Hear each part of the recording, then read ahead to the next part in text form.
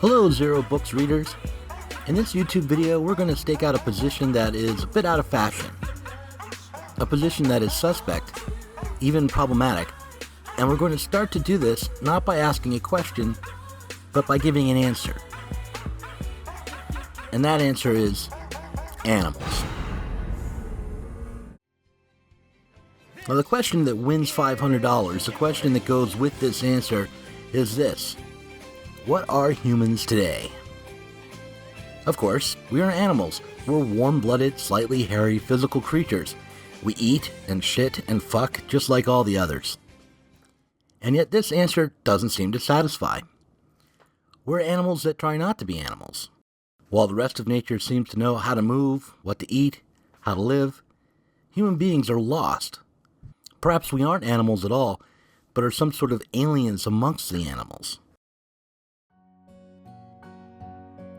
On the other hand, this idea that we're animals works fine if all we want is to set ourselves within a system of scientific classification. But that's not the only thing we're after. According to the contemporary philosopher Gilles Deleuze, we're not yet animals. Deleuze posits the animal as an aim, or a goal. And not all animals either. Not house cats or stupid dogs. Not workhorses or chickens. But certain kinds of animals. Wolves, for instance, or spiders. These are animals that are becoming. They're becoming animals. That is, it isn't that a wolf is becoming an animal, but rather that a wolf is a kind of animal that is always becoming. One way to try to understand what Deleuze is suggesting is to consider the 19th century French poet Isidore Lucien Ducasse. Consider this. One day, a glazed look in her eyes, my mother said to me, "When you are in bed and you hear the barking of the dogs in the countryside, hide beneath your blanket, but do not deride what they do. They have an insatiable thirst for the infinite, as you and I and all other pale, long-faced human beings do." Since that time, I have respected the dead woman's wish. Like those dogs, I feel the need for the infinite. I cannot satisfy this need. I am the son of a man and a woman, from what I have been told. This astonishes me. I believed I was something more. In his book, Tentacles Longer than Night, Eugene Thacker explains just how being an animal might amount to something more than being a lost human being set down under a scientific classification. He writes, "The core of Maldor's animality is really a spirituality. The spiritual anarchy of Maldor is a direct result of its aggressive, vitalistic animality of forms."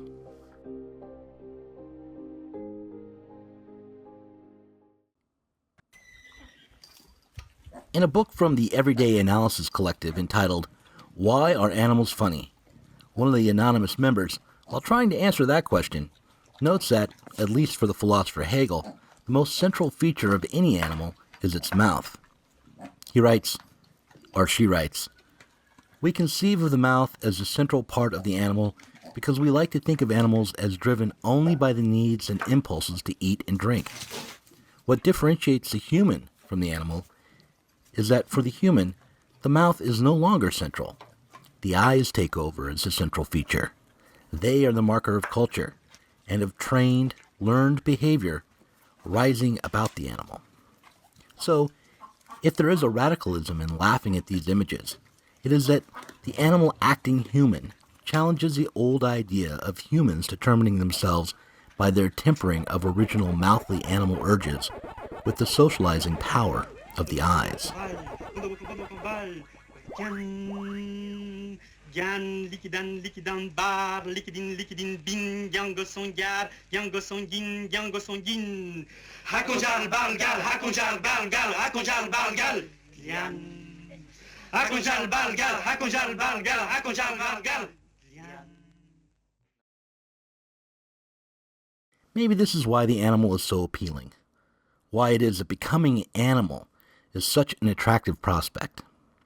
It is not only, or maybe not at all, that we want to retreat back to an oral stage where we can interact with the world narcissistically, eating it all up uncritically and spontaneously. But more importantly, that we are seeking to escape the tremendous pressure that being human places upon us. To be human instead of an animal is to live under constant surveillance.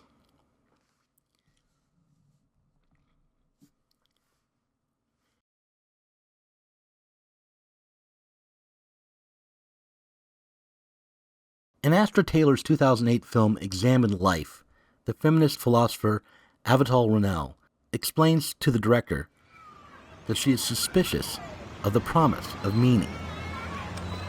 One thing I want to ask you about is meaning. Is philosophy a search for meaning? I'm very suspicious historically and intellectually of the promise of meaning, because meaning has often had very fascistoid, non-progressivist edges, if not a core of that sort of thing. Excuse me. So that very often also the emergency supplies of meaning that are brought to a given incident or structure or theme in one's life are cover-ups, are a way of dressing the wound of non-meaning. It's been very devastating, this craving for meaning, though it's something with which we are in constant negotiation. Everyone wants something like meaning.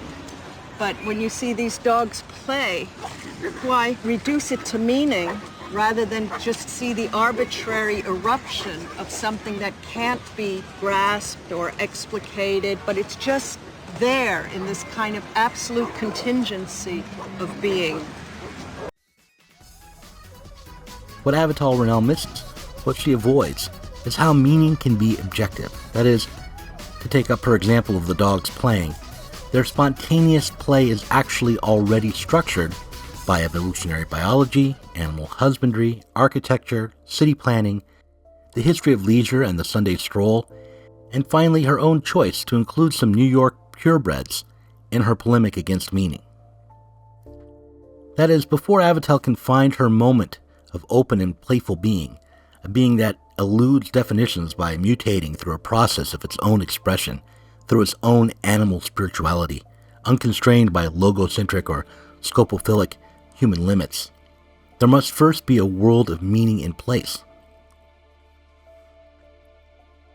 So this move towards the animal, this desire for the attainment of the animal becoming consciousness, is a move away from the depths of our responsibility as humans, but is not a move away from meaning.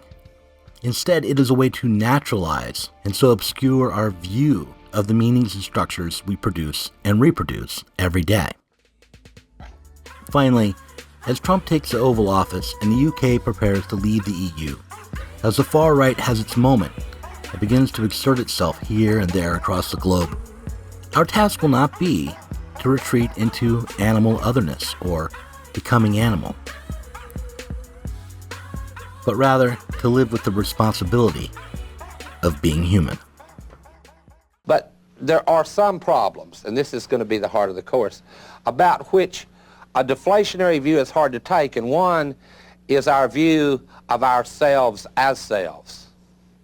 Our own self-reflective view about what we are as human beings, what is our place in our society and our world, and more importantly, maybe, what is our place vis-a-vis our commitments, our stations in life, our roles as husbands, wives, fathers, and I guess today, to be absolutely correct about everything, significant others, others, dogs and cats, whatever.